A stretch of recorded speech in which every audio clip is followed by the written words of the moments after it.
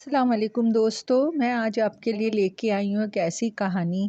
ہمارے آس پاس اکثر ایسے کردار ہوتے ہیں جو اپنی ہستی میں پوری محفل ہوتے ہیں۔ تائی جی بھی انہی میں سے ایک تھیں۔ تائی جی ہنسی مذاق زندگی کا وہ لازمی حصہ ہے جس کے بغیر انسان غم کے گھٹا ٹوپ اندھیروں میں ڈوبوش ہو جاتا ہے۔ انسانی زندگی میں جب تک تبسم کہے اور مسکراہٹیں بکھری رہتی ہیں تب تک وہ خوشی سے ایسے ہی اڑتا رہتا ہے جیسے پنجرے سے نکلنے کے بعد ایک پرندہ۔ لہٰذا اس بات سے انحراف نہیں کیا جا سکتا کیونکہ یہ سب اپنی زندگی میں شامل کرنے سے انسان ہمیشہ کھلا رہتا ہے۔ اس بات میں بے حد سچائی ہے کیونکہ تائی جی سب جانتی ہیں اور بقول تائی جی زندگی میں ہمیشہ کہہ لگا کے ہنسنا چاہیے تاکہ زندگی ہمیشہ بہار کے پھولوں کی مانند کھلی رہے۔ گو کہ تائی جی کی زندگی کچھ مشکلات ادویات سے گزری تھی مگر پھر بھی صبر کا دامن نہ چھوڑا اور شاید کہکوں کا بھی۔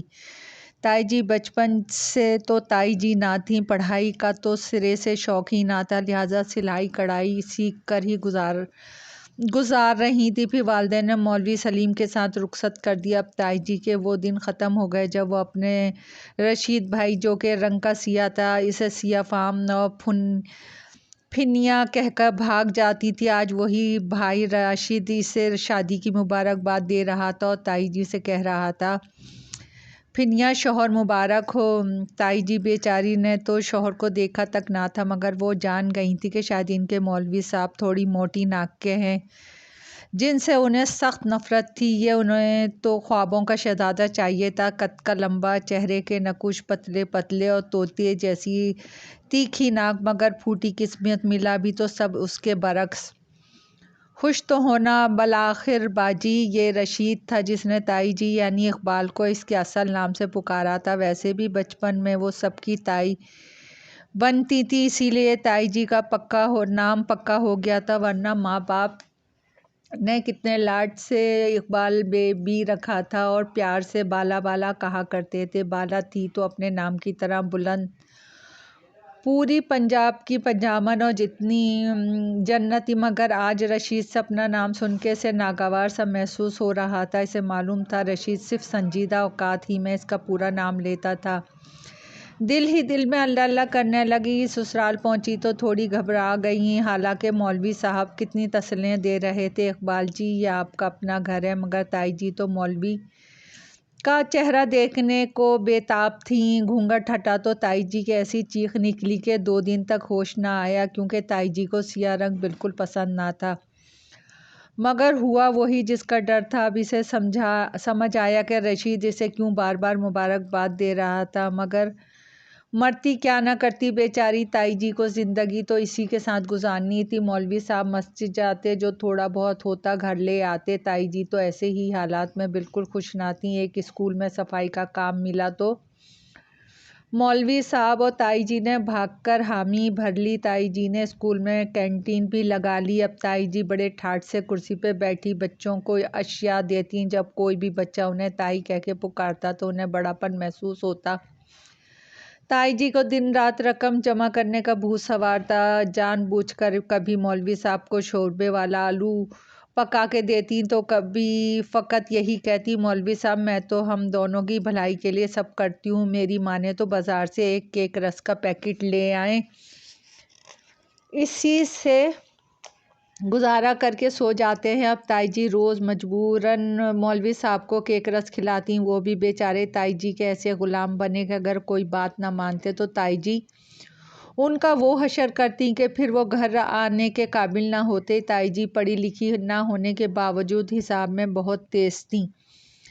اب اسکول میں ترقی کرنے کے بعد انہوں نے اپنے گھر کی بیٹھک میں بھی چھوٹی سی کینٹین بنا لی۔ تائی جی بچوں کو تھوڑی تھوڑی چیزیں دیتی تو بچوں نے تائی جی کنجوس کے نعرے کب لگانے شروع کر دیے۔ علم ہی نہ ہوا، رشتہ داروں کا بھی یہی کہنا تھا کہ اپنے پیٹ سے کاہے کی کنجوسی کے فقط چائے رس کھا کر گزارا کرنا، مگر انہیں نہیں معلوم تھا کہ تائی جی بہت دور کی سوچتی ہیں۔ وقت گزرتا گیا، تائی جی کا چاند بھی بڑا ہونے لگا۔ تائی جی کا ایک بیٹا تھا، گو کہ وہ ابھی नवी जमात में था, मगर ताई जी दिन रात अपनी चांदनी बहू लाने के ख्वाबों में रहती। ताई जी को दिन भर बस यही सोच रहती, सुनो बाला, आज हलवे से पर बहुत दिल कर रहा है, थोड़ी सी किशमिश और बादाम ज़रूर डालना, मज़ा आ जाएगा। मौलवी साहब ने ताई जी के नज़दीक आके बड़ी मीठी ज़बान में इल्तिजा की।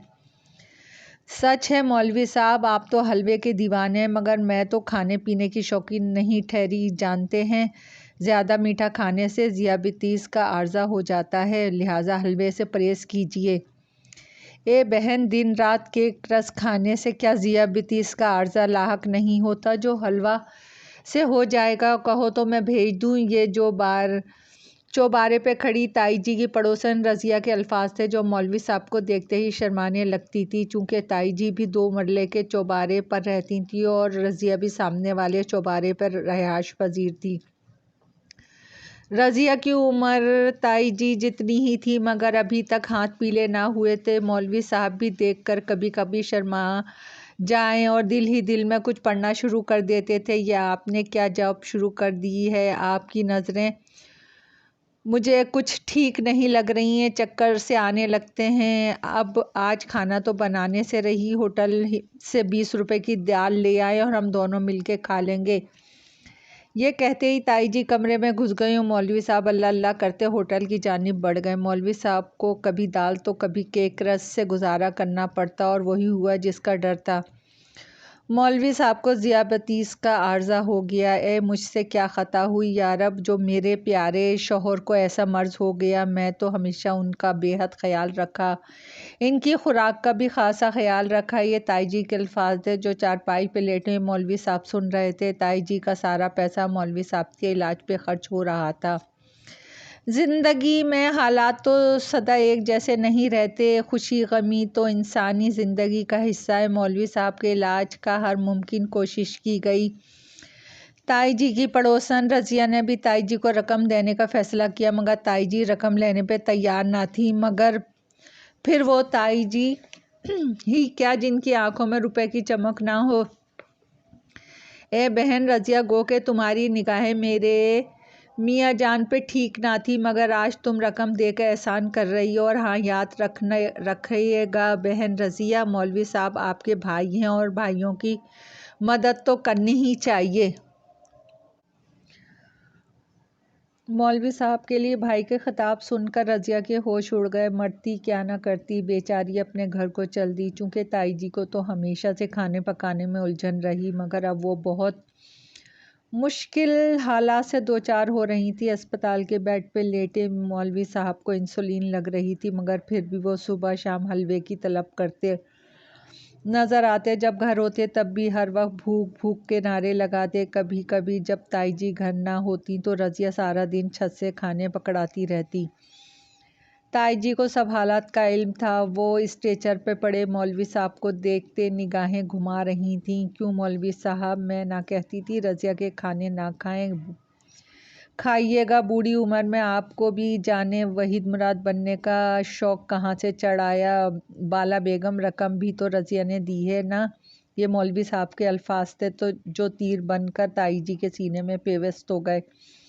अस्पताल में मौलवी साहब को रोज़ इंसुलिन लगती थी, जबकि ताई जी आसपास बैठे मरीज़ों की आयादत करती। पास ही बैठी एक खातून जिसका बेटा बेड पे पड़ा था, इसकी दोस्ती ताई जी से हो गई थी। क्या बताऊं ताई जी, इसके लिए बड़ी परेशान हूँ। ये किस लड़की के चक्करों में पड़ रहा था।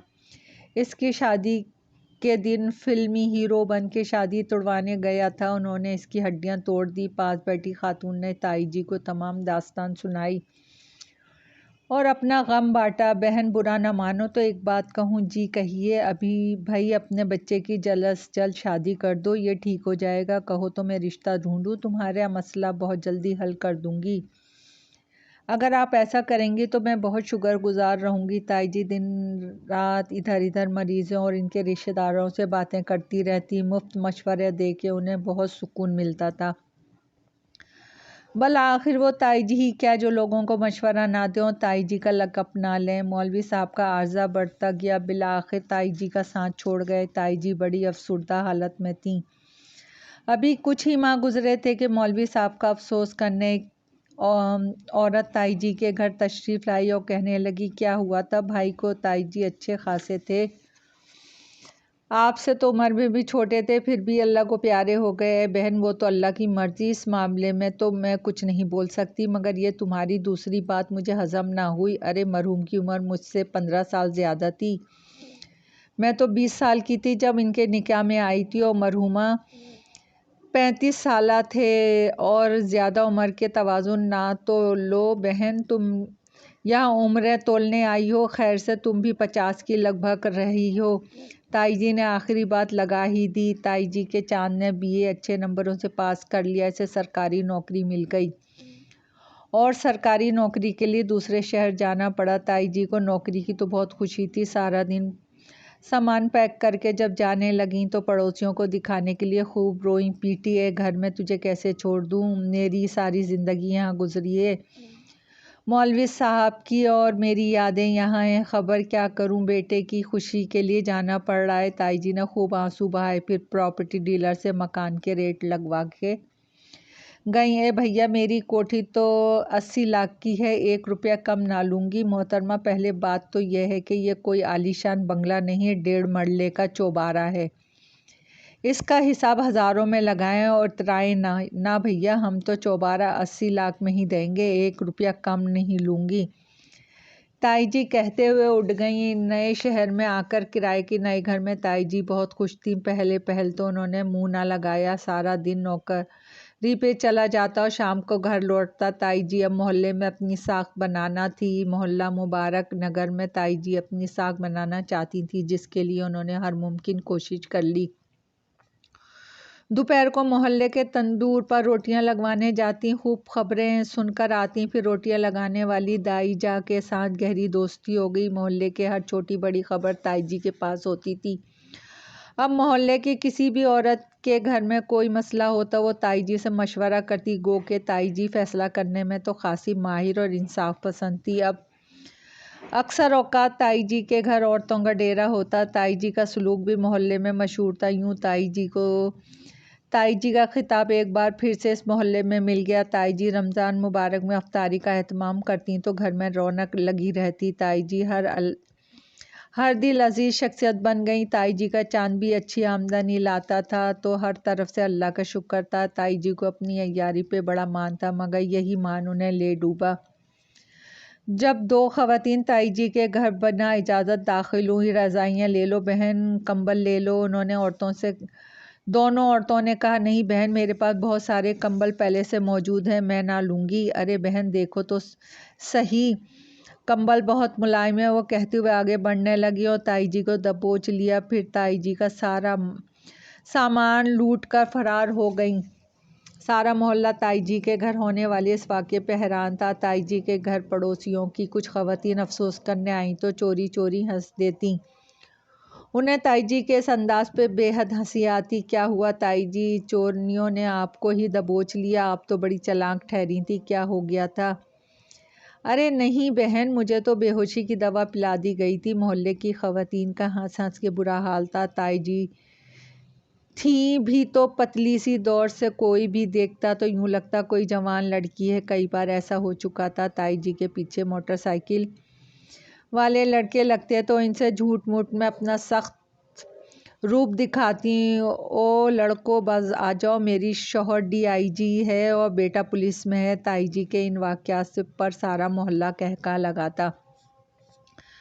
کھانے بنانے کی تو شروع ہی سے عادی نہ تھیں تو چاند رات کو اکثر پیزا آرڈر کر لیتا۔ تائی جی اندر سے تالا لگا لیتی اور چابی اپنے تکیے کے نیچے رکھتی۔ آج بھی ایسا ہی ہوا، چاند نے پیزا آرڈر کیا۔ اب جب باہر سے دروازہ کھٹکھٹایا گیا تو تائی جی کو ہوش آیا اور وہ چوکنی ہو گئی۔ چاند چابی ڈھونڈ رہا تھا مگر نہیں ملی۔ آخرکار تائی جی چابی لے کر اٹھی۔ کیا ڈھونڈ رہے ہو؟ چابی یہاں سے، تائی جی بولیں تو چاند حیران رہ گیا، پھر تائی جی للچائی نظروں سے پیزا کو دیکھنے لگی۔ اماں پیزا لوگی؟ ارے یہ کون سی پوچھنے کی بات ہے، ظاہر ہے کھاؤں گی اماں، مگر اس سے قبل تو تم نے کبھی انگریزی فوڈ نہیں کھائی؟ نہ بیٹا، جب تیرا باپ زندہ تھا نہ بہت فاسٹ فوڈ کھائی میں نے۔ سچ؟ ہاں، مگر رضیہ خالہ تو کہتی ہیں آپ ابا کو چائے رس کھلا کے سلاتی تھیں اور بہت کنجوسی کرتی تھیں۔ ارے نالائق، तू वो तो सब तेरे लिए ही करती थी ना, पैसे जमा हों तेरी नौकरी लगे, आज अच्छी नौकरी है तो माँ की हिम्मत और चालाकी को सलाम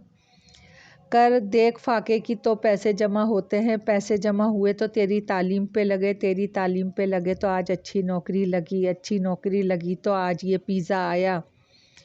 कुछ समझा? ताई जी पिज़्ज़े को लचाई नज़रों से देखने लगी। हाँ अम्मा, बहुत कुछ समझ आ गया। वक्त गुजर गया। ताई जी अपने चांद के लिए चांद सी बहू भी ले आई। ताई जी अपनी बहू पे सदकेवारी जाती, मगर बहू को ताई जी से ना जाने ये मसला रहता। पहल पहल तो ठीक रही, मगर बाद में ताई जी से चुभने लगी। मोहल्ले की कोई भी खातून ताई जी से घरेलू मसाइल या कोई मशवरा करने आती तो ताई जी इसे मशवरा देती, मगर बहू को ये बात बिल्कुल गवारा ना थी। वो चांद को यही चुगलियाँ करती कि अम्मा की उम्र देखो और काम देखो। ताई जी अपनी हद में मज़ा भी ज़रूर करती थी, मगर इस बात में कोई शक नहीं कि वो लोगों की मदद भी ज़रूर करती थी। मोहल्ले वालों का मसला ताई जी का मसला होता। मोहल्ले का नाम भी मोहल्ला ताई जी रख दिया गया था, जिस पे ताई जी बेइंतहा खुश थीं। ताई जी अपनी ज़िंदगी अपने रंग में जीने की कोशिश करती, मगर बहू को जाने क्यों इनकी खुशी हज़म नहीं होती। ताई जी को दिन रात बहू के रवैये की फ़िक्र लगी रहती। वो ताई जी जिसने सबसे हमेशा हुस्न अखलाक रखा, मदद की और अपनी बहू ढूंढने की कोशिश में लगी रही, आज इस बहू का रवैया देख के दुख होता। आखिरकार ताई जी बीमार होने लगी और चारपाई पे आ लगी। मोहल्ले वाले ताई जी के लिए दुआ गो रहते, क्योंकि वो ताई जी को कभी नहीं खोना चाहते थे।